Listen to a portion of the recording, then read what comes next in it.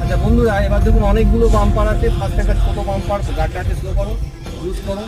এবার শুধু ক্লাচে ফোকাস করো, শুধু ক্লাচ, একটা কাপ হাফ ক্লাচ, এই ধরে রাখো। যখনই মনে হচ্ছে অনেকগুলো বাম্পার ওপর দিকে বেরোচ্ছে, একটা স্পিড হয়ে যাচ্ছে, তখন কাজটা টিপে নেবে। কাজটা যখন পুরো টিপবে তখন অটো পিক আপ বা অটো এক্সিলেটারটা কমে যাবে।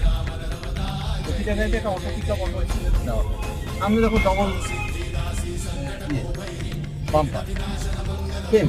আর সবসময় মাথা রাখবে, যে কোনো বাম্পার বেরোতে গেলে আমার স্লোটা যেন মোটামুটি 10 স্পিডের মধ্যে আমার গাড়িটা থাকে।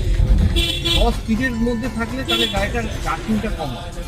যে 10-এর ওপর থাকে জার্কিং বেশি হয়, এটা মাথায় রাখবে। আর যখন ওটা 8-এর নিচে কমে যাবে স্পিডটা, তখন আমাকে হাফ ক্লাচ করে তারপর পিক আপ দিয়ে আবার ক্লাচটাকে রিলিজ করতে হবে। হাফ ক্লাচ রিলিজটাকে আনতে গেলে তোমার সাধারণত সব